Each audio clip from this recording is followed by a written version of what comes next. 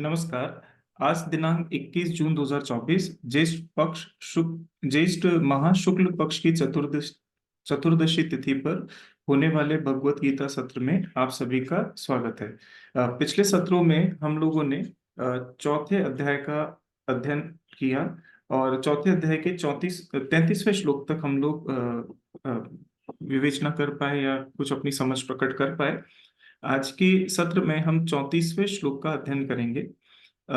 और इनसे पहले हम 34वें श्लोक से पूर्व हमने देखा था कि भगवान ने अलग अलग साधनाओं का हमें मार्ग प्रशस्त किया और यह हमें समझाने का प्रयास किया कि किस तरीके से सारे कामों में जितने भी हम कर्म कर रहे हैं या साधनाएं करते हैं उसमें ज्ञान बुद्धि हम पैदा कर सकें, और इसके अलावा जो भी काम है दूसरों के प्रति हम एक ब्रह्म भाव लाएं और दूसरों के अंदर भी ब्रह्म की दृष्टि रखें और पूरी सृष्टि के अंदर सभी के अंदर एक समभाव लाने का प्रयास करें। जब हम सभी के अंदर ब्रह्म की दृष्टि रखेंगे तब हम हमारे द्वारा जो भी किया हुआ काम होगा वो सकाम नहीं, वो निष्काम हो जाएगा और हम सही मायने में फिर यज्ञ दृष्टि से अपने संपूर्ण कार्यों को संपादित कर सकेंगे और जो भी हमने काम किए उससे हम कर्म बंधन में नहीं बनेंगे। आज के सत्र में हम ये जानेंगे कि किस तरीके से जो गुरु हैं और वो बहुत ही महत्वपूर्ण होते हैं हमारी आध्यात्मिक यात्रा में। तो अभी तक जो हमने देखा था कि जब भी हम कोई ज्ञान पूर्वक यज्ञ करते हैं तो स्वाभाविक प्रश्न ज्ञान पूर्वक यज्ञ करने की जब जब भी बात आती है तब हमें ये स्वाभाविक प्रश्न उठता है कि आखिर इस ज्ञान पूर्वक यज्ञ करने की जो विधि है इसमें बहुत सी साधना है, पर क्या हम इसको अकेले कर पाएंगे या इसके लिए हमें किसी एक ऐसे मार्गदर्शन की जरूरत पड़ेगी जिससे हम इसको सुलभता से कर पाए। तो उत्तर उठता है हाँ, हमें कोई ना कोई गुरु बनाना चाहिए, आध्यात्मिक गुरु बनाना चाहिए, उनके से विनम्र भाव से प्रश्न करना चाहिए और उनकी सेवा करनी चाहिए।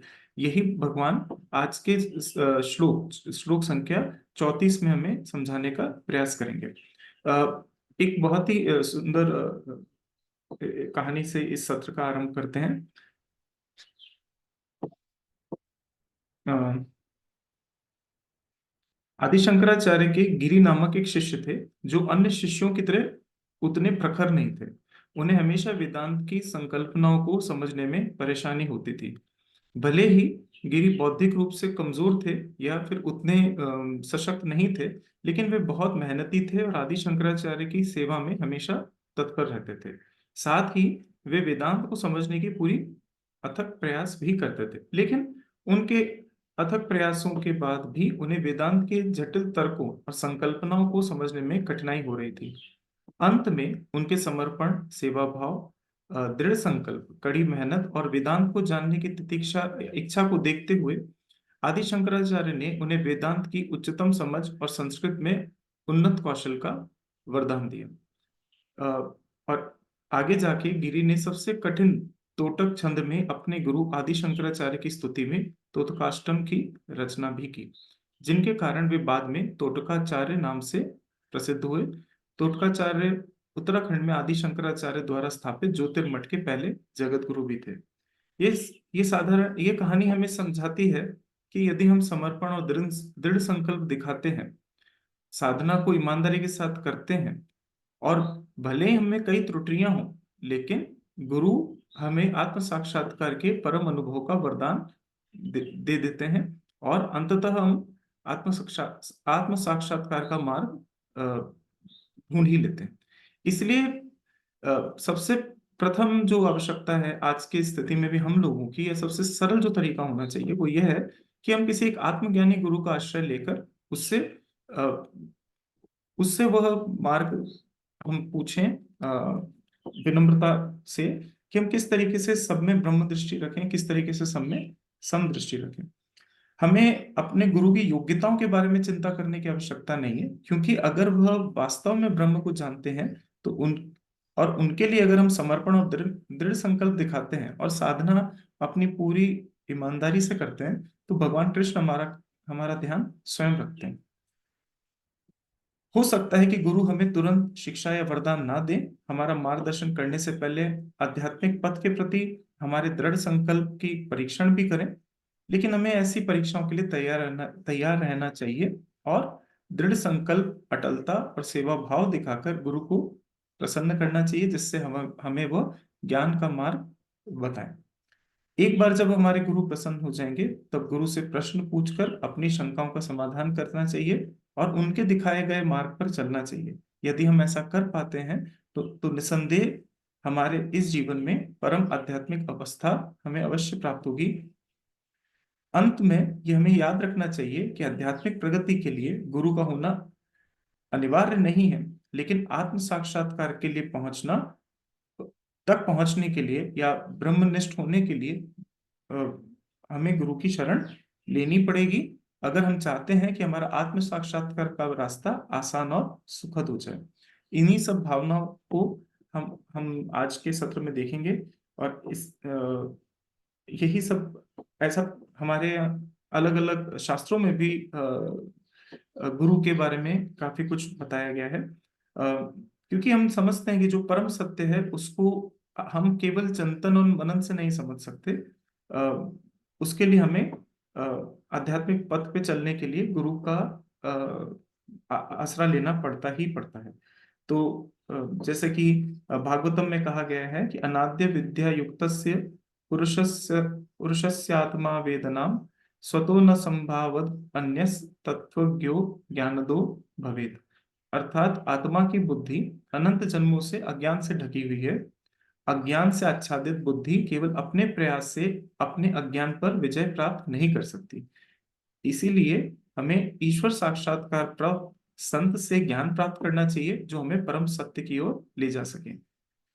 अलग अलग उपनिषदों में, जैसे छांदोग्य उपनिषद में बोला गया है, आचार्यवान पुरुषो वेद, अर्थात केवल गुरु के माध्यम से ही हम वेदों को समझ सकते हैं। पंचदशी में कहा गया है कि तप तप्त तप्तम गुरु हद्वन्द्वा सेवा निर्मला चेतसाम सुखद बोधाय तत्वस्य विवेको अयम विधीयते। अर्थात संदेह त्याग कर शुद्ध मन से गुरु की सेवा करो, तब वे तुम्हें शास्त्रों का ज्ञान और विवेक प्रदान करके महान सुख प्रदान करेंगे। जगत गुरु आदि शंकराचार्य ने भी कहा है, यावत गुरुर्न कर्तव्यो तावन मुक्तिर्न लभ्यते। अर्थात जब तक तुम गुरु के प्रति समर्पण नहीं करते, तब तक तुम भौतिक ऊर्जा से मुक्त नहीं हो सकोगे। भगवान की सबसे बड़ी कृपा तब होती है जब वह आत्मा को सच्चे गुरु के संपर्क में लाते हैं। लेकिन आध्यात्मिक ज्ञान को शिक्षक से शिष्य तक पहुंचने की प्रक्रिया भौतिक ज्ञान से थोड़ी अलग है। सांसारिक शिक्षा के लिए शिक्षक के प्रति गहरे सम्मान की आवश्यकता नहीं होती। ज्ञान का हस्तांतरण केवल शिक्षक की फीस देकर भी खरीदा जा सकता है। हालांकि आध्यात्मिक शिक्षा किसी यांत्रिक शिक्षण प्रणाली की तरह काम नहीं करती, जिसे कीमत देकर खरीदा जा सके। यह गुरु की कृपा से शिष्य के हृदय में प्रकट होती है। जब शिष्य में विनम्रता विकसित होती है और गुरु शिष्य की सेवा भावना से प्रसन्न होते हैं, तभी इस तरह की आध्यात्मिक पथ की ओर उन्नति बनती है गुरु के मार्ग के रूप में। तो इस इस सारे इस सारे मंत्रणा के बाद आज मैं मोहित को आमंत्रित करूंगा कि वो 34वें श्लोक, जो कि है तद्विधि प्रणिपातेन परिप्रश्नेन सेवया उपदेक्षयन्ति ते ज्ञानम ज्ञानिनस्त तत्वदर्शिन। अर्थात इस श्लोक के ऊपर अपनी समझ प्रकट करें और हम सभी को लाभान्वित करने की कृपा करें। धन्यवाद।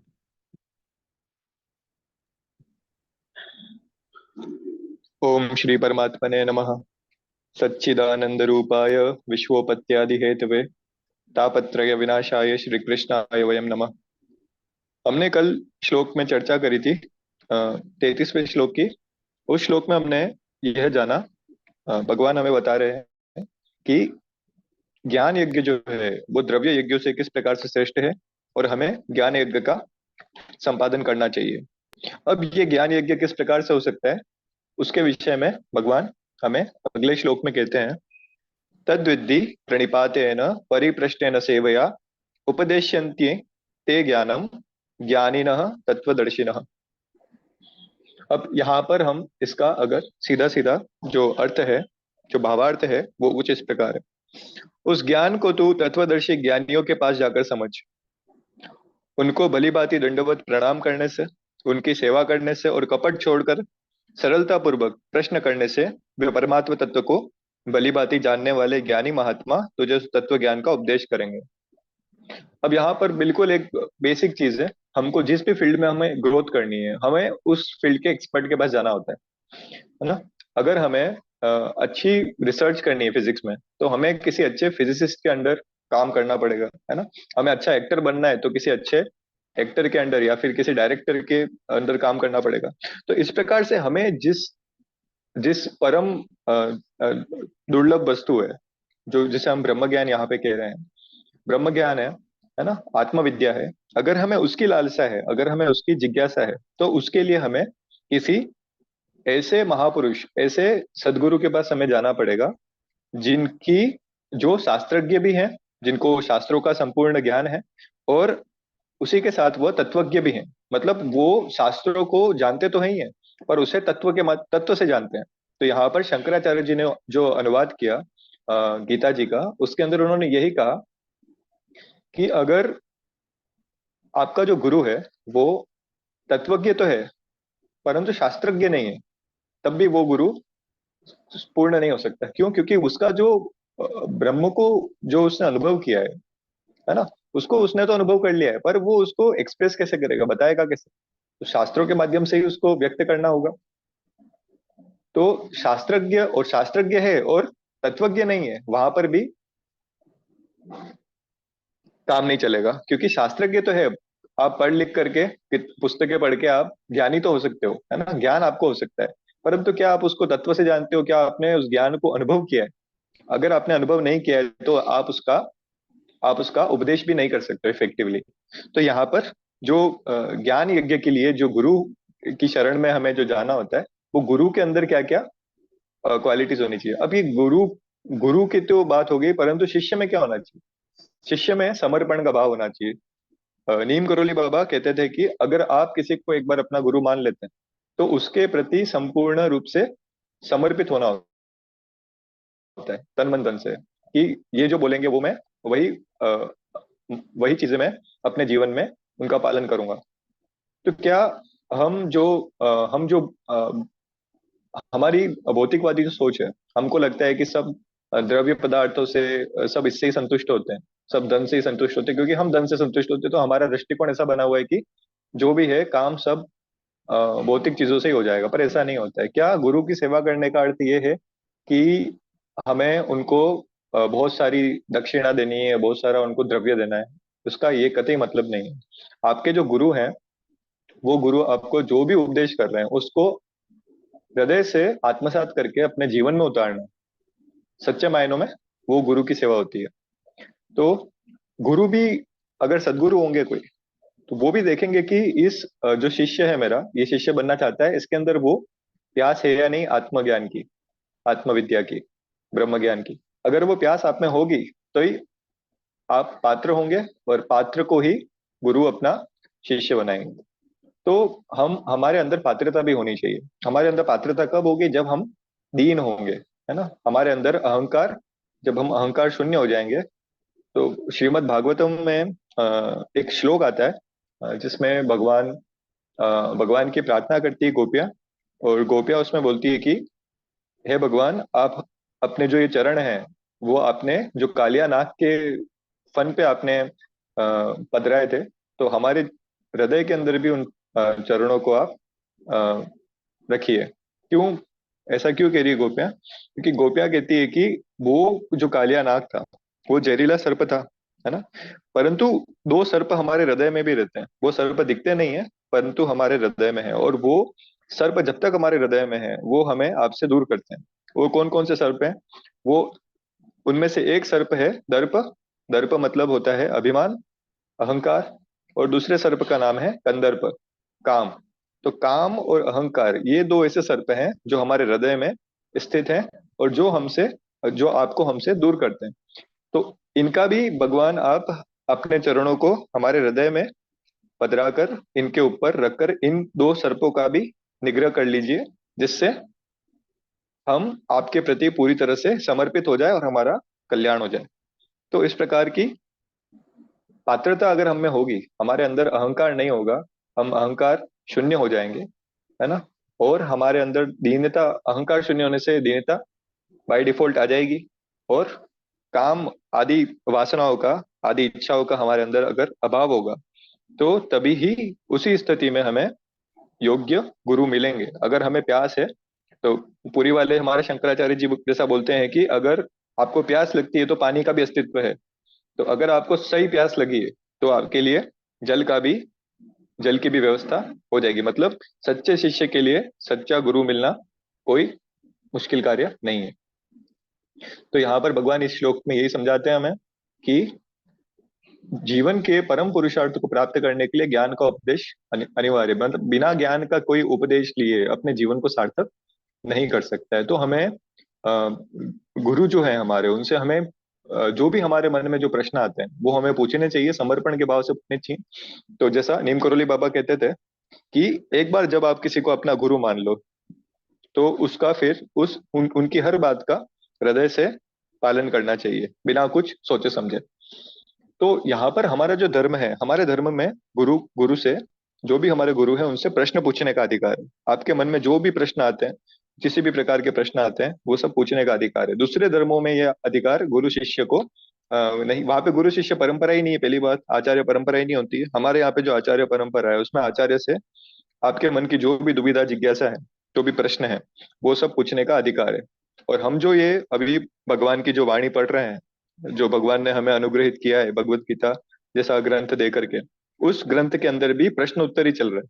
तो अर्जुन जो भी प्रश्न भगवान से कर रहे हैं, भगवान उस पे ऐसा नहीं बोल रहे हैं कि इसको मान लो बस। प्रश्न में, एक प्रश्न में से 100 प्रकार के प्रश्न निकल रहे, भगवान उन सबका उत्तर दे रहे हैं। उसके बाद भी भगवान अपनी बातों को अर्जुन पे थोप नहीं रहे। वो कह रहे हैं, एक श्लोक में भगवान कहेंगे कि ये सब जानने के बाद अर्जुन अब तुम्हारी इच्छा हो वो करो तुम। तो हमारा जो धर्म है वो बहुत ज्यादा ओपन माइंडेड है, बहुत ज्यादा विशाल है ना। इसकी ऊंचाई इतनी है कि हम अपने अपने मस्तिष्क से अंदाजा नहीं लगा सकते इसका। तो यहाँ पर ये आवश्यक है कि हम गुरु के पास जा करके उनकी सेवा करें, है ना। मन में आदर का भाव लेकर के उनसे प्रश्न करें, क्योंकि हमारे यहाँ पर बहुत सारे उपनिषद हैं, जैसे प्रश्नोपनिषद है। उन सब उपनिषदों में हमने प्रश्न ही पूछे हैं, है ना, ऋषियों से। जो भी गृहस्थ लोग हैं, जैसे शौनक जो पहले गृहस्थ थे, है ना, तो वो अंगिरा मुनि के पास जा करके प्रश्न पूछते हैं। तो प्रश्नों के ऊपर हमारे यहाँ पे बहुत सारे ग्रंथ हैं। तो प्रश्न से ही, जिज्ञासा से ही बहुत सारे ग्रंथों का हमारे यहाँ निर्माण हुआ है। जैसे एक हमारा उपनिषद है प्रश्नोपनिषद। तो प्रश्नोपनिषद में किस प्रकार के, किस आध्यात्मिक गहराई के, इनकी फिलोसॉफिकल हाइट्स इतनी है कि जो मॉडर्न फिलोसोफर्स हैं वो भी इनके ऊपर चिंतन नहीं कर सकते, क्योंकि ये उनका विषय ही नहीं है ना। ये किसी तत्वज्ञ, किसी गुरु के उपदेश का ही विषय है। तो इसमें किस प्रकार के प्रश्न है? इसमें प्रश्न है जैसे उदाहरण के लिए, प्राण की उत्पत्ति, स्थिति और लय किस प्रकार होते हैं। हमारे शरीर में जो प्राण है उसकी उत्पत्ति कैसे होती है ना, उसकी स्थिति कैसे होती है, उसका लय, और वापस से उसका लय कैसे होता है, मतलब उसका विनाश कैसे होता है। और एक और प्रश्न आता है जो गार्ग्य पूछते हैं, सुषुप्ति में कौन सोता है? जब हमें नींद आ जाती है तब सोता कौन है, और जब हम जागते हैं तब एक्चुअल में जागता कौन है ना। और एक प्रश्न है जो अ, ये 16 कलाओं वाला ये जो पुरुष है वो कौन है ना। तो इस प्रकार के बहुत जो डीप प्रश्न है वो हमारे शास्त्रों में पूछे हुए हैं। तो गुरु के पास में, योग्य गुरु के पास में हम जा करके उनकी सेवा करें, और उनसे अगर हम अपने अपने अपने प्रश्न पूछते हैं तो उनका वो समाधान अवश्य करते हैं किसी न किसी माध्यम से। तो सामान्यतः लोगों को अपने विषय में भी अपूर्ण ज्ञान होता है, उनको पूरा ज्ञान नहीं होता है। अपने मन की प्रवृत्तियां वो नहीं जानते हैं, है ना। क्योंकि मन के अंदर, हमारे सबकॉन्शियस माइंड के अंदर इतनी सारी एक्टिविटीज चल रही हैं, हम खुद को भी नहीं जानते ढंग से। तो परंतु एक योग्य गुरु होता है, वो प्रश्नों के माध्यम से ही शिष्य को जान लेता है कि इस व्यक्ति में कितनी गहराई है और इसके ऊपर कितना स्पिरिचुअल वर्क करना अभी और बाकी है। तो इस माध्यम से वो हमारा वो रोड मैप तैयार करके हमें आ, हमारा हमारे कल्याण की ओर हमें बढ़ाते हैं। तो जिस प्रकार जो जल होता है, जल की प्रकृति क्या होती है? जल की प्रकृति होती है वो ऊपर से नीचे की ओर बहता है। तो जो सद्गुरु होते हैं उनका हृदय जो होता है वो अत्यंत करुणामय होता है, अत्यंत द्रवित होते हैं वो, है ना? क्योंकि ब्रह्म से साक्षात्कार के कारण, जो हमने अभी डिस्कस किया ही है ना, अंश में अंशी के गुण आते ही आते हैं। तो उनमें इतनी करुणा होती है कि हम अगर ठीक से अगर किसी प्रश्न को पूछते हैं तो वो उसका समाधान अवश्य करते हैं। तो उसमें कोई फिर हमारे सारे जो डाउट्स होते हैं वो मिट जाते हैं। हमारे यहाँ एक श्लोक है,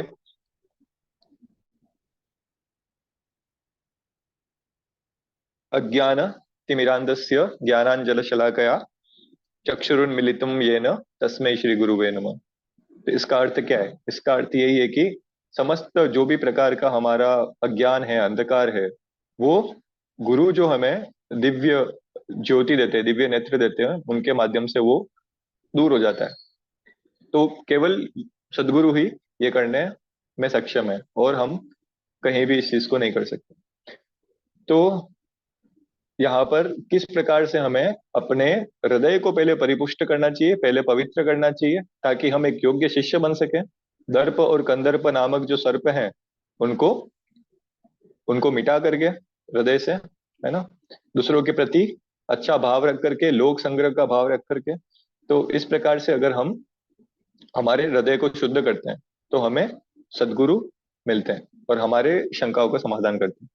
तो हमारी जो ये जो परंपरा है, गुरु शिष्य परंपरा, ये अंधविश्वास पे नहीं चलती है। इसमें हमारे धर्म में कहीं भी ऐसा नहीं है कि ये चीज लिखी हुई है इसको मान लो, अगर तुम इसको नहीं मानते हो तो कोई इमेजिनरी कोई गॉड है वो नाराज हो जाएगा। ऐसा नहीं है। हमारे यहाँ पे जो शंकाएं हैं, जो प्रश्न हैं, उनको आमंत्रित किया गया है। जितने प्रश्न पूछ सकते हो पूछो, और सबका फिर समाधान किया गया है। उन समाधान से ही हमारे ग्रंथ बने हुए हैं, हमारे उपनिषद बने हुए हैं, हमारे शास्त्र बने हुए हैं। तो और शास्त्रों का भी अलग अलग स्तर है, चेतना का अलग अलग स्तर है, सबका सबका सेम स्तर तो है नहीं। अब अलग अलग शास्त्र अलग अलग चेतना वाले मनुष्यों के लिए बने हुए हैं, है ना। उपनिषद जो है वो हाईएस्ट चेतना वाले मनुष्यों के लिए।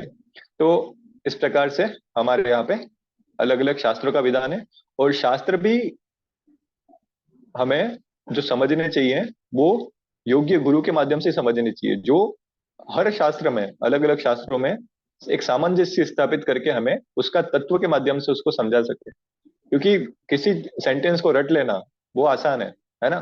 किसी पक्षी का नाम बताओ ना, अलग चीज है, और पक्षी क्या है वो, है ना, कैसा दिखता है, उसका रूप कैसा है ना, उसके अंदर क्या क्या उसके फीचर्स है ना, उसके अंदर क्या क्या स्पेशल चीज है, वो पता होना वो अलग चीज है। तो आजकल जो फैशन चला है ना, क्या फैशन है आजकल कि हमें सोशल स्टेटस बताना है अपना, कि हम गुरु बना देते हैं, और लोगों को बताने के लिए कि ये हमारे गुरु हैं। पर वास्तव में वो गुरु नहीं होता। गुरु होने का मतलब ये होता है कि आप, जो आपके गुरु हैं, उनकी प्रत्येक बात को आप अपने जीवन में उतार रहे हो, वो सही मायनों में गुरु की सेवा है। अन्यथा कुछ भी हम करते हैं वो सब एक आडंबर है। तो भगवान ने यहाँ पे दूसरी पंक्ति के अंदर दो विशेषताएं बताई है गुरु की। एक विशेषता बताई ज्ञानी न, वो ज्ञानी होना चाहिए। ज्ञानी मतलब सभी शास्त्रों का ज्ञाता होना चाहिए, उपनिषद वेदों का ज्ञाता होना चाहिए। तत्वदर्शी न, और उन सब और तत्व से भगवान को, ब्रह्म को जानने वाला होना चाहिए। तो ये दो प्रकार की अगर उसमें कैरेक्टरिस्टिक्स हैं, तो फिर वो ज्ञानी का, तो फिर वो सदगुरु है, सदगुरु हमारे बन सकते हैं। केवल पुस्तकीय ज्ञान से तो हम केवल प्रकांड पंडित बन सकते हैं, इसमें कोई संशय नहीं है, लेकिन योग्य गुरु नहीं बन सकते। ठीक है। शास्त्रों से अनभिज्ञ हो, शास्त्रों से अगर हम अनभिज्ञ होंगे, है ना, अगर कोई गुरु है जो शास्त्रों से अनभिज्ञ, उसने शास्त्र कभी नहीं पढ़े, और भले ही उसने आत्मानुभव कर लिया है, आत्मा का अनुभव उसने कर लिया है, अब शब्दों से परे, ये ऐसा ज्ञान है जो शब्दों से परे आप बता ही नहीं सकते हो, है ना, शब्दों के माध्यम से नहीं बता सकते हो आप ये आत्मानुभव एक ऐसी स्टेट है जिसको हम शब्दों के माध्यम से व्यक्त नहीं कर सकते किसी को। तो इसके लिए शास्त्रों का हमें ज्ञान होना बहुत आवश्यक है। ठीक है। तो गुरु शास्त्रज्ञ तथा ब्रह्मनिष्ठ दोनों होना चाहिए, है ना, उसकी ब्रह्म में भी स्थिति होनी चाहिए और वो शास्त्रज्ञ भी होना चाहिए। तो इसका इस श्लोक में भगवान का अभिप्राय यही है कि ज्ञानी और तत्वदर्शी ये दोनों गुण जिस आचार्य में है, उनके द्वारा जो दिया गया उपादिष्ट ज्ञान है, वही फलदायी होता है ना। दोनों में से एक भी किसी के अंदर एक भी चीज नहीं है, तो फिर उसके द्वारा दिया गया ज्ञान फलदायी नहीं होता है। फॉर एग्जाम्पल, आजकल जो हम यूट्यूब पे सबसे फेमस गुरु देखते हैं, सदगुरु जग्गी वासुदेव, वो भले ही तत्वदर्शी हो सकता है, ठीक है, परंतु उन्होंने शास्त्रों का अध्ययन नहीं किया है, वो खुद एडमिट करते हैं। तो इस स्थिति में उनके द्वारा भी उपादेय ज्ञान हमारे लिए लाभदायी नहीं हो सकता है। किसी भी सदगुरु को शास्त्रज्ञ भी होना चाहिए और तत्वज्ञ भी होना चाहिए। अगर ये दोनों उसके अंदर हैं एबिलिटीज, तो ही वो आचार्य कहलाने के योग्य है। तभी वो, अब जैसे एक और एग्जांपल आचार्य प्रशांत का। अब आचार्य प्रशांत ने सारी चीजें रट ली हैं, सारी किताबें रट ली है उसने, पर उनको ब्रह्म ज्ञान नहीं है, वो तत्व से नहीं जानते, तो वो कुछ भी बोल देते हैं और उनका फिर वो फैन बेस भी वैसे ही बन गया। तो इस प्रकार से हम इन दोनों एग्जाम्पल्स के माध्यम से समझ सकते हैं कि किस प्रकार से एक गुरु का, दोनों गुरु में दोनों चीजें होनी आवश्यक है। वो तत्वज्ञ भी होना चाहिए और ज्ञानी भी होना चाहिए, उसको शास्त्रों का भी ज्ञान होना चाहिए, ठीक है। और ज्ञान यज्ञ की जो महत्ता है, उसको हमने पिछले श्लोक में पढ़ा ही है, किस प्रकार से वो द्रव्य यज्ञ से ज्यादा इंपॉर्टेंट है। तो यहाँ पर भगवान यही कह रहे हैं कि ज्ञान यज्ञ करने के लिए हमें ऐसे सदगुरु का होना हमारे जीवन में आवश्यक है। तो प्रत्येक मनुष्य को ऐसा कोई न कोई पहले तो जिज्ञासा होनी चाहिए, है ना, अथा तो ब्रह्म जिज्ञासा, वहां से शुरू होगा। उसके बाद में आपको, अगर आपकी जो जिज्ञासा है वो सही है, तो आपको गुरु की भी प्राप्ति हो जाएगी। तो यहाँ पे इस श्लोक में भगवान ने हमें ज्ञान यज्ञ कैसे संपादित करना है उसके विषय में बताया, और हम अगले श्लोक का अध्ययन अगले सत्र में करेंगे। तो आज इसी के साथ में हम इस सत्र का अंत करते हैं। ओम पूर्णमद पूर्णमिदम पूर्णात पूर्णमुदच्यते पूर्णस्य पूर्णमादाय पूर्णमेवावशिष्यते। ओम शांति शांति शांति।